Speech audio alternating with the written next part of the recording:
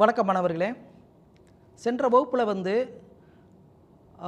சிறுகதையினுடைய வரையறை குறித்து சொன்னோம். அது எப்படி அதனுடைய அமைப்பு இருக்குது அப்படிங்கிற சொன்னோம். இப்போது பல்வேறு எழுத்தாளர்கள் ஒரே மாதிரி எழுதுறதில்ல. அதுக்கு ஒரு விஷயம் சொல்கிறாங்க, எடுத்துரைப்பு அப்படின்னு சொல்கிறாங்க. ஒவ்வொரு ஆசிரியரும் ஒவ்வொரு விதமான கதைகள் எடுத்துரைக்கக்கூடிய முறைகளை நம்ம பார்க்கலாம். அந்த எடுத்துரைப்பு முறையில் பல்வேறு இருந்தால் கூட ஒரு குறிப்பாக ஒரு 7-8 வகைகள் ரொம்ப முக்கியமான வகைகளாக இருக்குது. எல்லா எழுத்தாளர்களும் கடைபிடிக்கக்கூடிய ஒரு 7-8 வகைகள் இருக்கிறது. அந்த 7-8 வகையில் சில எழுத்தாளர்கள் ஒரே வகையை மட்டும்தான் கடைசி வரைக்கும் இது பண்ணியிருப்பாங்க. சில பேர் 3 எடுத்துரைப்பு முறைகளை பார்த்துருக்கலாம், சில பேர் 2, சில பேர் 4 எடுத்துரை முறைகளை கையாண்டிருக்கலாம். எனவே இந்த எடுத்துரைப்பு முறைகள் ஏன் அப்படின்னா, ஒரு கதையை சிறப்பாக சொல்வதற்கு எந்த உத்தி சரியாக இருக்கிறதோ அந்த உத்தியின் வழியாக ஒரு கதையை சொன்னால் அது நல்லா இருக்கும், வாசகனை போய் சென்றடையும், அது அதற்கான வடிவம் அப்படின்னு பேர். அதை எடுத்துரைப்பு அப்படின்னு சொல்லி நேரேட்டிவ் அப்படின்னு ஆங்கிலத்தில் சொல்கிறாங்க. சரிங்களா? இப்போது நாம் ஒரு 4, 5, 6 நம்மளுக்கு இந்த நேரத்தை பொறுத்தளவு சில எடுத்துரைப்பு முறைகளை சொல்லலாம். ஒரு எடுத்துரைப்பு முறை சர்வ ஞான நோக்கு நிலை அப்படின்னு சொல்கிறாங்க. சர்வ ஞான நோக்கு நிலைனா, ஒரு எழுத்தாளன் ஒரு கதைக்குள்ள எல்லா தன்மைகளையும் ஆசிரியனே சொல்வது அப்படிங்கிறது சர்வஞான நோக்கு நிலை. அது என்னென்னா, ஒரு 4 கேரக்டர் வருதுன்னு வச்சுக்காங்க ஒரு கதைக்குள்ள. இந்த 4 கேரக்டரையும் 4 கோணத்தில் அவரவர்கள் கோணத்தில் ஆசிரியன் வழி நடத்துவது சர்வ ஞான நோக்கு நிலை. அது என்னென்னா, ஒரு கடவுளினுடைய பார்வை அப்படிங்கிற மாதிரி வச்சுங்களேன். எல்லா கதைகளும் அவரே நடத்துறது. இதற்கு மிகச்சிறந்த ஒரு உதாரணமாக சொல்லணும்னா ஜெயகாந்தனை சொல்லலாம். அவர் என்ன பண்ணுவார்னா, எல்லா பாத்திரத்தையும் ஒவ்வொரு கோணத்தில் எடுப்பார். நான் இருக்கிறேன் அப்படின்னு ஒரு கதை. சரிங்களா? அந்த கதையில் ஒரு 4 கேரக்டர் வருது. ஒன்று ஒரு தொழுநோய்பட்ட ஒரு இளைஞன், இன்னொரு இதில் கால் ஊனமான ஒரு இளைஞன், அவங்களுடைய தாய், இன்னொரு வகையில் அந்த ட்ரெயின் சம்மந்தமாக இருக்கக்கூடிய ஒரு நபர், ஒரு ஓட்டுநர். இந்த 4 கேரக்டர் அதில் இருக்குது. இந்த 4 கேரக்டரும் தொழுநோயாளியை பற்றி சொல்லும்போது அவனுடைய வாழ்க்கை, அவன் எப்படி இந்த சமூகத்தால் புறக்கணிக்கப்படுறான், பகல் நேரத்தில் போக முடியாது, இரவில் தான் பிச்சை எடுக்கணும், அப்போ தான் அவனுடைய கை தெரியாமல் உணவு போடுவாங்க. இது ஒன்று. அவனுடைய துக்கம், நம்மளை இந்த உலகத்திலிருந்து என்ன பண்ண போகிறோங்கிறது. இன்னொரு வகையான ஒரு கேரக்டர், கால் ஊனமான ஒருத்தன். நான் எதுக்கு அம்மாவுக்கு சுமையாக இருக்கணும், நம்ம இந்த உயிரை மாய்த்து கொள்ளலாம் என்று சொல்லக்கூடிய நினைக்கக்கூடிய ஒருத்தன். அம்மா என்ன நினைக்கிறாங்கன்னா, நம்மளுக்கு இப்படி ஒரு பையன் கிடச்சிட்டான், இதை எப்படி நம்ம இவனை ஒரு நல்ல முறையில் இது பண்ணது, பையன் ரொம்ப வருத்தப்படுறானே என்று அம்மாவின் நோக்கத்தில். இந்த 3ஓடு இன்னொரு ஒரு ட்ரெயின் ஓட்டுபவர் இந்த மனிதர்களை அந்த ட்ரெயின் ஓரத்தில் இருக்கிற வீட்டில் தான் பார்க்குறாரு. ஒவ்வொருத்தரும் அவருடைய பார்வையில் என்ன அப்படின்னு பார்க்குறாரு. இந்த 4 கோணத்திலையும் ஆசிரியர் பின்னின்று நடத்தி கடைசியில் அதில் ஒருத்தன் தற்கொலைக்கு முயல்றான், அந்த கால் இல்லாத ஒருத்தன். அவனை போய் அந்த தொழுநோயாளி காப்பாற்றுறாரு. இரவு நேரம் ட்ரெயின் வரக்கூடிய ஒரு 2 மணிக்கு ட்ரெயின் வருகிறது. அதில் விழுக போன அவனை போய் இவன் காப்பாற்றுறான். நீ காப்பாற்றணுன்னு என்னை ஏன் காப்பாற்றுனீங்கன்னு சொல்கிறாங்க. ஏப்பா, என் கைகளெல்லாம் பாரு, உதிர்ந்து போய் பகலில் யாருமே பார்க்க முடியாது, நானே வாழணும்னு நினைக்கும் போது நீ ஏன்ப்பா இளைஞன், நீ ஏன் சாகணும்னு நினைக்கிற அப்படின்னு சொல்கிறாங்க. இதை பார்த்து பையனை காணாமேன்னு பார்த்த அம்மா ஓடி வர்றாங்க. ஓடி ஐயோ என் பையனை காணாமன்னு நடு இரவில் ஓடி வர்றாங்க. காப்பாற்றின உடனே, ஏன்டா இப்படி பண்ணுற, என்னுடைய துக்கத்தை நீ புரிஞ்சுக்கிற மாட்டேங்கிறேன்னு சொல்கிறாங்க அம்மா. அப்போ அந்த ட்ரெயின்காரன் நல்ல வேலை தப்பிச்சிட்டாங்க அப்படிங்கிறாங்க. அப்போது அம்மாவினுடைய கோணத்தில் இருந்து அது கதை இன்னொரு பகுதிக்கு போகுது. அந்த இடத்துக்கு போவனா இந்த 4 பேருடைய கோணத்தில் இருந்தும் நடத்துறதுனால அதுக்கு பேர் சர்வஞான நோக்குநிலை. பெரும்பாலும் ஜெயகாந்தனுடைய கதைகள் அனைத்துமே அவருடைய பார்வையில் எல்லா கேரக்டரும் அவரே வழி நடத்துவார். ஜெயப்பிரகாசம் அக்னி மூலைன்னு ஒரு கதை எழுதியிருக்கிறார். அது அந்த மாதிரி சர்வஞான நோக்க நிலை தான். கோணங்கின்னு ஒரு எழுத்தாளர், அவர் மதினிமார்கள் கதையில் இருக்கிறார்.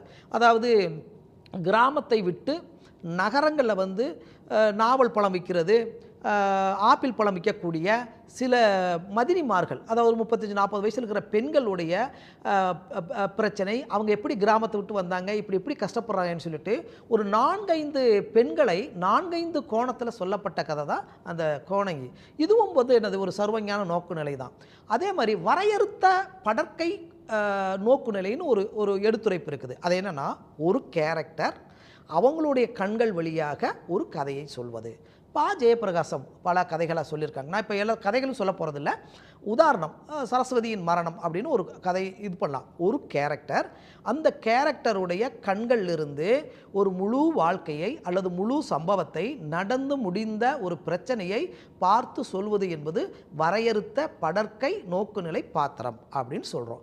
இப்படி ஒரு பெரும்பாலும் இந்த பாணி, இந்த படற்கை நோக்கு நிலையில் தான், அதாவது வரையறுத்த படற்கை நோக்குலாம் தமிழ் சிறுகதை 90% இருக்குது.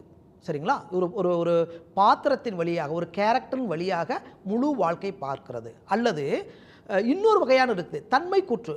நான் பார்த்த ஒரு நான்ங்கிற ஒரு கேரக்டர், அது கதை சொல்லி நானுன்னு இருக்கும். அந்த நானுன்னா உண்மையிலே கதை சொல்லி நான் அல்ல, நான் என்கிற வடிவத்தை எடுத்துக்கொண்டு நான் இந்த பஸ்ஸில் போகும்போது இப்படி ஒரு சம்பவத்தை பார்த்தேன், நான் இரவு நேரத்தில் இந்த இடத்துலேருந்து இந்த இடத்துக்கு பயணம் ஆகும்போது இந்த இடத்துல ஒரு சம்பவத்தை பார்த்தேன், அந்த சம்பவத்தினுடைய நுணுக்கம் என்ன, ஒரு மழைக்காலம், நான் இறங்கி போகும்போது மழை இல்லை, ஆனால் கொஞ்சம் தூரம் போனோடனே மழை விழுந்துச்சு, இந்த மழைக்குள்ளே நான் சிக்கிக்கொண்டு பார்த்த ஒரு விஷயம் என்ன என்று நான் என்கிற ஒரு கதை சொல்லி வழியாக சொல்வது தன்மை கூற்று அப்படின்னு சொல்கிறான். சரிங்களா?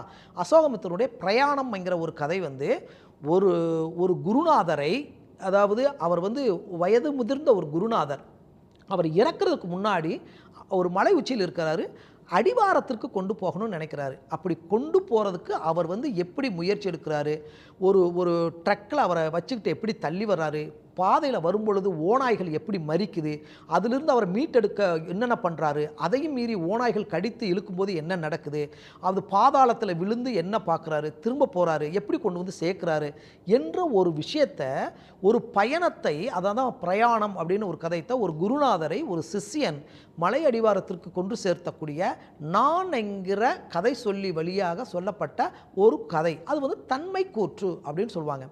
நனவோடை உத்தின்னு ஒன்று இருக்குது. நனவோடை உத்தின்னா, என் மனசில் நான் பல்வேறு ஒரு சம்பவம் நடந்த பின்னாடி இந்த சம்பவத்திற்கு முன்னும் பின்னாக இப்போதும் பல்வேறு இடத்துக்கு முன்ன பின்ன போய் மாறி மாறி நினப்பு ஓடிக்கிட்டே இருக்கும்.